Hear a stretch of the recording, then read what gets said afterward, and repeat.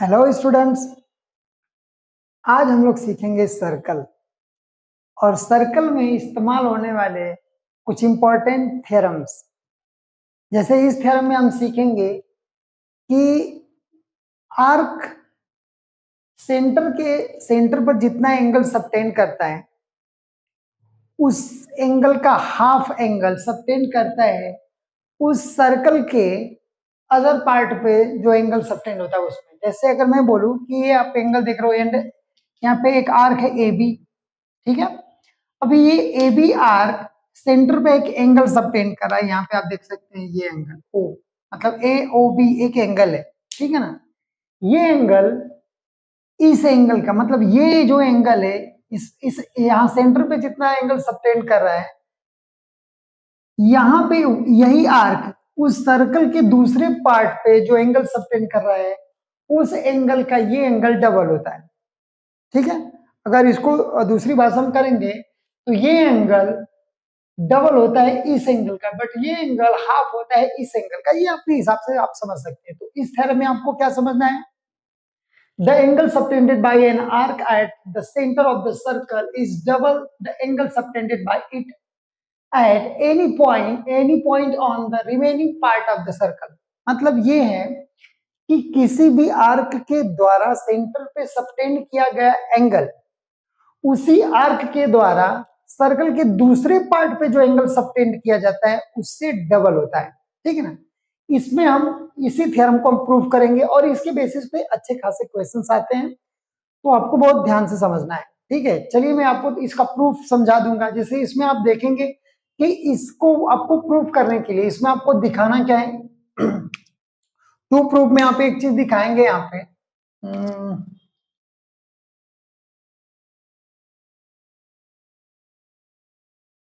To proof में ये दिखाना है कि angle A O B is equal to 2 times angle A C B. ये आपको प्रूफ करके दिखाना है। ओके, क्लियर दिख रहा है? ठीक है, ये चीज आपको प्रूफ करनी है। तो आप प्रूफ कैसे करेंगे इस बात को अच्छे से समझिए। देखिए बहुत अच्छे से, मैं इधर उधर फालतू की बातें ना करके मैं डायरेक्ट सोच रहा हूँ प्रूफ कर दूं, क्योंकि बहुत सारे थ्योरम है और एक एक वीडियो को कम से कम किया जाए तो 20 से 25 मिनट लग जाते हैं। तो आप लोग एकदम फोकस रहिए और इसको समझिए, एकदम अच्छे से थ्योरम समझिए, जिसके आप सर्कल से रिलेटेड प्रॉब्लम सॉल्व करेंगे तो आपको बहुत ईजी जाएगा। जैसे मैं बता दूं, यहाँ पे एक angle A O B, angle O is the centre of the circle, A B यहाँ पे माइनर आर्क है और ए सी बी जो है यहाँ पे क्या है, मेजर आर्क है। तो कोई भी आर्क आप कंसीडर कर सकते हैं। तो यहाँ पे ए बी आर्क इस सेंटर पे एंगल सबटेंड कर रहा है ए ओ बी, और यही ए बी आर्क यहाँ सर्कल के दूसरे पार्ट पे जो एंगल सबटेंड कर रहा है वो ए सी बी, ठीक है। तो आपको प्रूफ क्या करना है? प्रूफ करना है कि ए ओ बी इज डबल मतलब 2 टाइम्स ए सी बी। ये आपको प्रूफ करना है। इसके लिए कुछ बेसिक आपको फॉलो करना पड़ेगा, कुछ कंस्ट्रक्शंस करने पड़ सकते हैं, वो चीज को आप देखिए। जैसे अगर मैं बोलूं आप ज्वाइन करिए यहां से ऐसे सी पॉइंट से ऐसे, ऐसा थोड़ा एक्सटेंड कर दीजिए। मान लीजिए यहाँ पे डी पॉइंट तक इसको एक्सटेंड किया ऐसे, ठीक है ना। चलिए ठीक है, अब जब आप इसको एक्सटेंड किए हैं तो इसमें कुछ प्रोसीजर उसको फॉलो करिए। इसमें दो ट्रायंगल आपको दिख रहा है, यहाँ पे एक ट्रायंगल दिख रहा होगा, यहाँ पे एक ट्रायंगल दिख रहा है, दो ट्रायंगल ऐसे क्रिएट हो गए। बट यहाँ पे आप इस चीज को देखिए, यहाँ पे मैं स्टार्ट करता हूं प्रूफ में। देखिए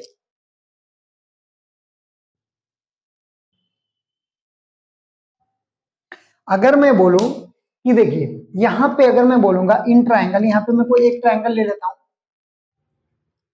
इन ट्रायंगल ए सी ओ, ये ट्रायंगल अगर हमने ले लिया ए सी ओ, इसमें आप देखिए इस चीज को मतलब ये ट्रायंगल में आप कुछ रिलेट करके यहाँ पे देखिए कि किस तरीके से इसमें हम करते हैं।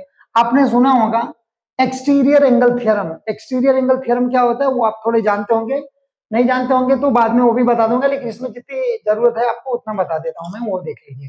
जैसे यहाँ पे मैं लिखूंगा तो अब मैं क्या लिखूंगा कि यहाँ पे देखिए ओ ए, ये जो ओ सी है ओ इज इक्वल टू क्या है, ओ ए है। रीजन आप दे सकते हैं, क्या रीजन है आप खुद बताइए। रेडियस ऑफ द सर्कल है, दैट्स वाई इक्वल है, और ये आप देख रहे हैं। ठीक है, अब जब ऐसा है तो ये जो ए ओ सी है, ए सी ओ एक टाइप का क्या आइसोसेलेस ट्राइंगल हो गया। आइसोसेलेस ट्राइंगल ऐसे ट्राइंगल्स होते हैं जिनके दो साइड्स क्या होते हैं, इक्वल होते हैं। तो ये साइड और ये साइड इक्वल हो गई, मतलब ये आइसोसेलेस ट्राइंगल हो गई। इसका मतलब ये हो गया कि एंगल यहां पे देखिए O A C is equal to angle O C A. हो जाएगा ऐसा, आप लोग देखिए ऐसा हो जाएगा, ऑफ कोर्स हो जाएगा, क्यों नहीं होगा। क्योंकि आइसोसेलेस ट्राइंगल्स जो होते हैं दोनों साइड, दो साइड इक्वल होते हैं, उनके अपोजिट एंगल भी क्या होते हैं, इक्वल होते हैं। तो उसके हिसाब से ये ऐसा हो जाएगा।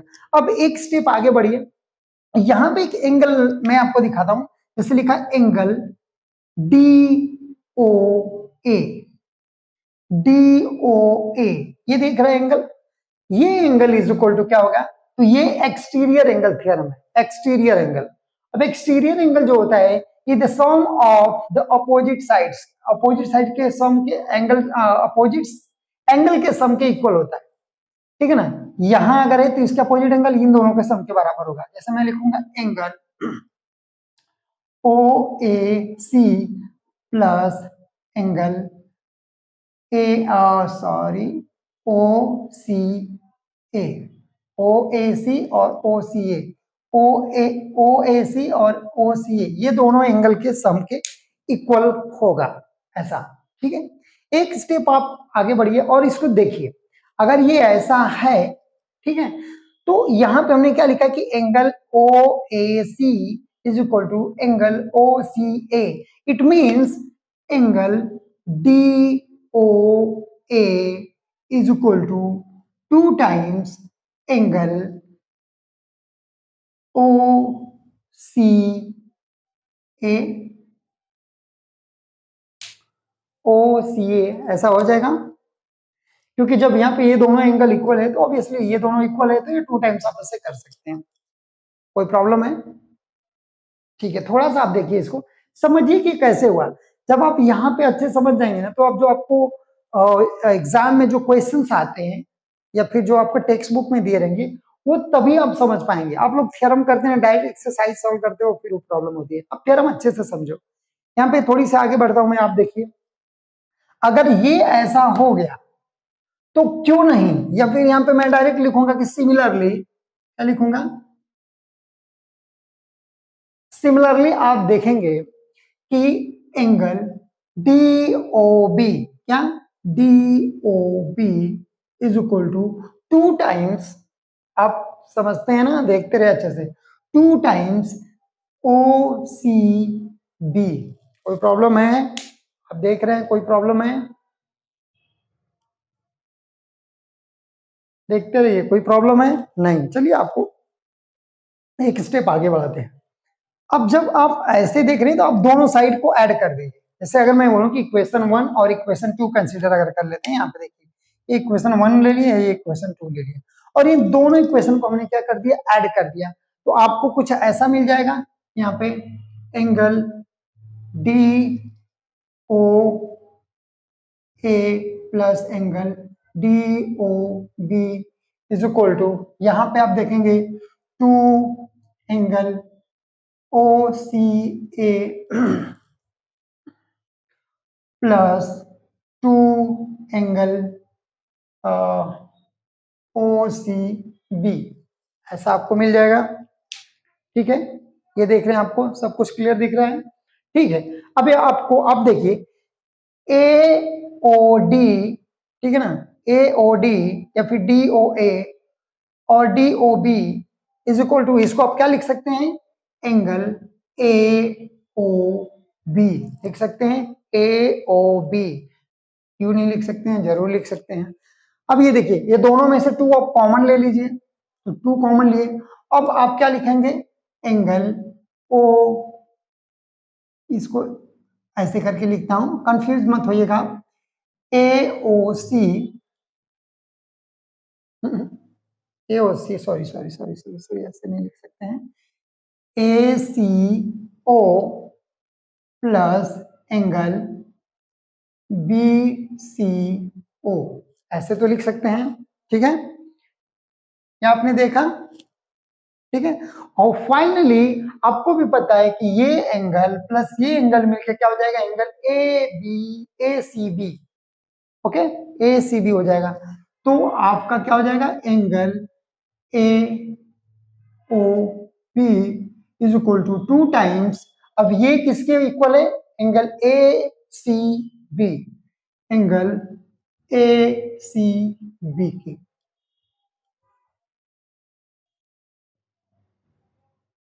इस तरीके से आप देखेंगे कि जो कोई भी आर्क, ठीक है, सेंटर पे जितना भी एंगल सबटेंड करेगा उसका हाफ एंगल सबटेंड करेगा सर्कल के रिमेनिंग पार्ट किसी भी पॉइंट पे। ठीक है, ये थ्योरम आप देख सकते हैं। थ्योरम क्या बोल रहा है, the angle subtended bye an arc at the centre of the circle is double the angle subtended bye it at any point on the remaining part of the circle. ठीक है, इसमें कोई कंफ्यूजन नहीं, एकदम इजी है, आप इसको कर लेंगे और इससे रिलेटेड क्वेश्चन आसानी से आप सॉल्व कर सकते हैं। ऐसे में वन बाय वन बहुत सारे वीडियोस या फिर मैं थ्योरम से रिलेटेड बनाऊंगा, उसके बाद एक्सरसाइज आप प्रैक्टिस कीजिए, सॉल्व कीजिए, फिर आपको लगेगा कि नहीं हमने थ्योरम अच्छे से सीखे, अब मैं आसानी से सॉल्व कर लूंगा। नहीं तो आप डायरेक्ट अगर क्वेश्चन उठाएंगे तो मैं आपको अश्योर करता हूं कि आप अच्छे से सॉल्व नहीं कर सकते हैं। पढ़ाई थोड़ा सा करते वक्त अच्छे मन से कीजिए, ठीक है ना। अगर आपने कंसेप्ट क्लियर कर लिया है तो आपको प्रॉब्लम सॉल्व करने में ज्यादा प्रॉब्लम्स फेस नहीं करनी पड़ेगी। ओके, इससे रिलेटेड कोई भी प्रॉब्लम होगी वो मैं आपको थोड़ी सी चीजें और बता देता हूं। जैसे ये आप चाहे तो आप नोट कर लीजिए, और इससे रिलेटेड एक और है जो मैं तो आपको थोड़ा सा बताता हूं। आप यहाँ पे आप देखिए, हमने तो थ्योरम बता दिया कि कोई भी आर्क सर्कल के सेंटर पे जितना एंगल सबटेंड करता है वही आर्क सर्कल के दूसरे पार्ट के किसी भी पॉइंट पे जो एंगल सबटेंड करेगा वो हाफ होता है उस एंगल का। ठीक है, कोई नहीं। अब हम लोग मान लेते हैं कि कोई भी कॉर्ड, हमने कॉर्ड आपको बताई थी कल की, इक्वल कॉर्ड जो होती है वो से सर्कल के सेंटर पे इक्वल एंगल सबटेंड करती है। ठीक है, इक्वल लेंथ की जो कॉर्ड होगी वो, जैसे मान लीजिए यहाँ पे हमने ए बी कॉर्ड ले लिया, यहाँ पे भी एक ले लिया, अब वो दोनों सेंटर पे, इसका जस्ट इसके पहले हमने एक वीडियो डाली थी उसमें हमने इससे रिलेटेड थ्योरम बता दिए। ठीक है ना, आप थोड़ा सा उसको देख लीजिए।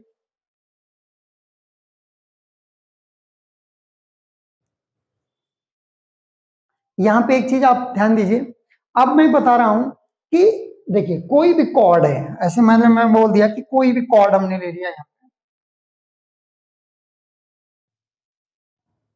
ए बी मान लीजिए कि हमने एक कॉर्ड ले ली। अब ए बी जो कॉर्ड होगी, अब इस ए बी ये जो सेंटर मान लीजिए, ठीक है ना, ठीक है। अब ये थ्योरम यहाँ पे क्या है, ये थ्योरम आपको अच्छे से समझना होगा क्योंकि इसमें न्यूमेरिकल्स बहुत अच्छे आते हैं, इसके क्वेश्चंस प्रॉब्लम्स इस पे बहुत आते हैं। तो इसको समझने के लिए आप देखिए कि सर्कल के सेंटर से कॉर्ड पे जो परपेंडिकुलर लाइन हम ड्रॉ करते हैं, ठीक है ना, ध्यान से सुनिए, कॉर्ड के ऊपर सर्कल के सेंटर से परपेंडिकुलर लाइन अगर हमने ड्रॉ करते हैं, अगर मान लो हमने ड्रॉ करना है ऐसे, यहाँ पे इंटरसेक्ट करते हैं, ये सेंटर को हमने ओ मान लिया यहाँ पे, और इस पॉइंट को हम सी कंसीडर कर लेते हैं ऐसे। ठीक है, तो ये परपेंडिकुलर लाइन उस कॉर्ड को बाइसेक्ट करती है। ठीक है, आप ध्यान से सुनिए, perpendicular line on any chord from the centre bisects the chord. ठीक है, आपको समझना होगा, मेरे कहने का मतलब ये है कि सेंटर ऑफ द सर्कल, मतलब कि किसी भी सर्कल के सेंटर से जो परपेंडिकुलर लाइन हम किसी कॉर्ड पे जब ड्रॉ करते हैं तो वो परपेंडिकुलर लाइन, परपेंडिकुलर उस कॉर्ड को बाइसेक्ट करेगी। इसका मतलब ये है कि हमको यहाँ पे क्या दिखाना है, A C is equal to B C, हमको ये प्रूव करना है। और यहाँ पे ये चीज दे दिया कि यहाँ पे क्या है 90 डिग्री। ठीक है ना, तो चलिए ये मैं आपको प्रूफ करके ये भी बता देता हूँ। ठीक है, ये मैं थोड़ा सा आपको मिटा देता हूँ, ये इसके पहले जो थ्योरम बताया हूँ वो है, वो इसको इसमें मत कर इंक्लूड कर दीजिएगा। ठीक है, तो आप देखिए बहुत इजी है, 2 मिनट में मैं आपको प्रूफ करके दिखाता हूँ, आप इस प्रूफ को समझिए, फिर उसके बाद आप आसानी से कर लेंगे। देखिए, जैसे मैंने बोल दिया कि ये कॉर्ड है एबी, एबी पे सेंटर से हमने एक परपेंडिकुलर लाइन डाल दी, तो प्रूफ ये करना है, मैं बोलूं कि to proof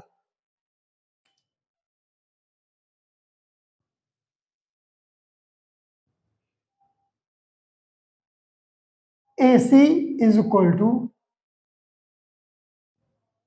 BC, AC is equal to BC, ये हमको प्रूफ करना है। ठीक है, चलिए कोई नहीं, हम प्रूफ स्टार्ट करते हैं, बिना टाइम वेस्ट किए डायरेक्ट प्रूफ स्टार्ट करते हैं और देखते हैं कि क्या होता है। ठीक है, हम ज्वाइन करेंगे O से A पॉइंट को, और यहां से हम ज्वाइन करेंगे B पॉइंट को, दोनों को हमने ज्वाइन किया। ठीक है, अब आप देखेंगे कि यहां पे एक ट्रायंगल बन गया AOC और BOC, ये दो ट्रायंगल बना, इन दोनों ट्रायंगल को हम कॉन्ग्रुएंट प्रूफ कर देंगे। ये दोनों ट्रायंगल को क्या प्रूफ कर देंगे? कॉन्ग्रुएंट। कैसे करेंगे? चलिए यहाँ पे मैं आपको फास्ट करके दिखाता हूं, आप थोड़ा सा देखिए, क्योंकि बहुत ज्यादा वीडियो बड़ी नहीं होनी चाहिए, जल्दी जल्दी हो जाएगा तो अच्छा रहेगा। जैसे यहाँ पे देखिए, यहाँ पे मैं लिखूंगा in triangle AOC and triangle BOC, ऐसे आप देख सकते हैं, इसमें तो फिगर में देखते रहिए, आपको क्लियर होता रहेगा। यहां पे मैं अगर लिखा है कि AO इज इक्वल टू, मैं क्या लिख सकता हूं? BO। रीजन आपको देना पड़ेगा, क्या रीजन देंगे? Radii of the same circle, मैं आप शॉर्ट में लिख रहा हूं, आप बोल रहा हूं, आप उसको भी समझिए। Radius of the same circle है OA, और यहाँ पे ये, इसलिए ये क्या होगा? इक्वल होगा। कोई प्रॉब्लम है इसमें आपको? नहीं होनी चाहिए। OC is equal to CO, या फिर OC आप लिख सकते हैं। अब ये इक्वल क्यों है? क्योंकि ये दोनों ट्रायंगल में क्या है? कॉमन है, कॉमन साइड लिख सकते हैं आप, जरूर लिख सकते हैं, कोई प्रॉब्लम नहीं। एक चीज और लिख दीजिए, एंगल, एंगल लिखिए ACO is equal to angle BCO। Reason क्या देंगे? परपेंडिकुलर है ये, तो 90 डिग्री हो गया। और इस तरीके से ये दोनों ट्रायंगल क्या प्रूफ हो जाएगा? दोनों triangle, triangle AOC congruent to triangle BOC। ठीक है, ये आपने दिखा दिया कि ये दोनों ट्रायंगल क्या हो गया? प्रूफ हो गया।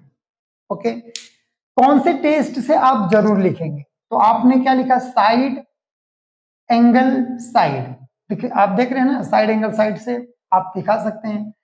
साइड, ये साइड तो कॉमन हो गया, इक्वल हो गया, तो उस तरीके से आप इसको साइड एंगल साइड तो नहीं, लेकिन बट ऐसे लिख सकते हैं, test.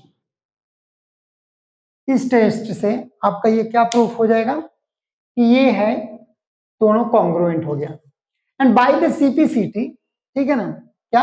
By the CPCT congruence property of the congruent part, नहीं नहीं नहीं नहीं नहीं नहीं, सॉरी सॉरी सॉरी सॉरी, इसमें एक लिखेंगे, अब डायरेक्ट आप क्या लिख सकते हैं? AC is equal to BC, ठीक है ना, क्यों? बाई CPCT, क्या लिखेंगे? By CPCT। यहाँ पे आप देख रहे हैं, कोई प्रॉब्लम है?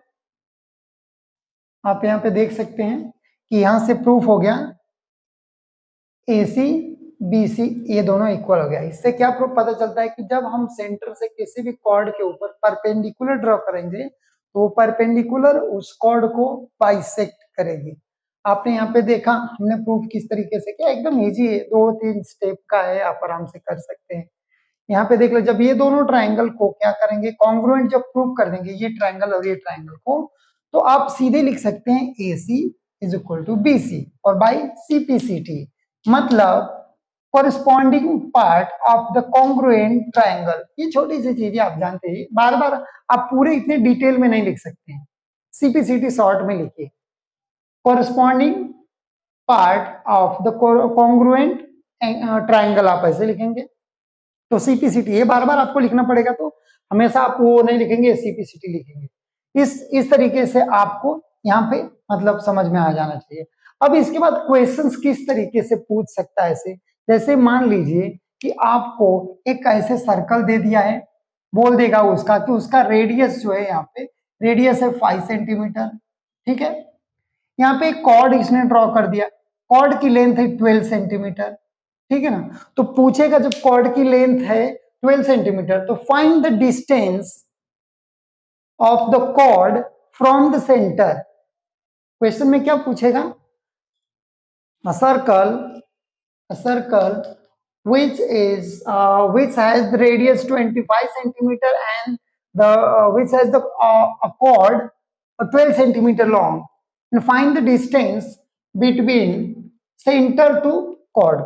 मतलब ये दोनों के बीच की जो डिस्टेंस है, बिटवीन सेंटर एंड कॉर्ड के बीच की जो डिस्टेंस है, ये आपको पता करना होगा। कैसे करेंगे, सीधा फॉर्मूला यही लगाएंगे, यही कंसेप्ट लगाएंगे। आपको पता है यहां से जो परपेंडिकुलर लाइन डालेंगे, ये 12 सेंटीमीटर का जो कॉर्ड होगा, ठीक है ना, ये 12 सेंटीमीटर का, ये इसको बाइसेक्ट करेगा, मतलब 6 कर देगा। ये रेडियस है, रेडियस कितना है 5 सेंटीमीटर का, तो ये हो गया 5 सेंटीमीटर। मतलब आप खुद देखिए, रेडियस 5 सेंटीमीटर। अब क्वेश्चन इस तरीके से देखिए, ऐसा पॉसिबल है, ये मैं जनरली ऐसे क्वेश्चन बोल रहा हूँ, लेकिन एग्जैक्ट ये नहीं हो सकता। क्यों नहीं हो सकता, आप देखिए, ये 12 सेंटीमीटर का अगर ये है तो बाइसेक्ट, और hypotenuse never be less than other two sides. अब यहाँ पे हाइपोटेनियस ये, तो ऐसा पॉसिबल नहीं है। मतलब मैं आपको ये फॉर्मेट के क्वेश्चंस आपको देखने होंगे कि जब भी आप ऐसे क्वेश्चंस आएगा तो आपको समझना होगा कि ये इस तरीके से इसको सॉल्व करना है। जैसे मान लीजिए कि हमने ये जो है हाइपोटेनियस को हमने 10 सेंटीमीटर ले लिया, 10 सेंटीमीटर, फिर ये कंस्ट्रक्शन हो सकता है, तो आपको ये जो है ये 6 सेंटीमीटर हो गया क्योंकि ये बाइसेक्ट करेगा, ये 10 सेंटीमीटर हो गया। आपको ये जो है ये पता करना है, तो x आप उसको कंसिडर कर लीजिए।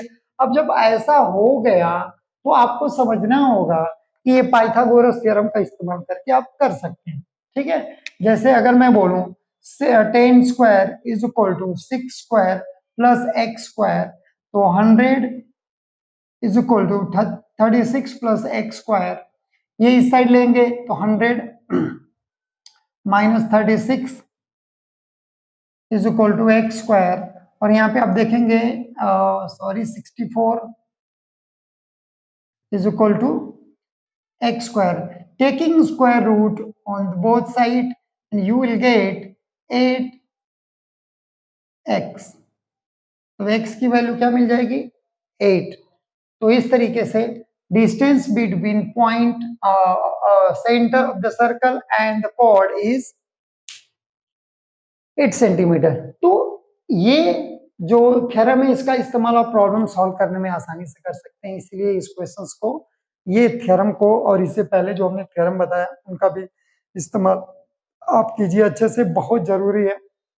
10th का एग्जाम पास में आ रहा है तो ये सारी चीजें रिलेट होती रहेंगी बार बार, तो आपको इन सब का ध्यान देना पड़ेगा, ठीक है। चलिए कोई बात नहीं, आगे इससे रिलेटेड और भी जो थ्योरम है उसका प्रूफ मैं बता दूंगा, आप लोग कमेंट करेंगे तो कोई एग्जांपल भी बता दूंगा। एरिया रिलेटेड टू सर्कल जो होगा वो थ्योरम समझने के बाद आप करिए, बेटर रहेगा, ठीक है। ओके।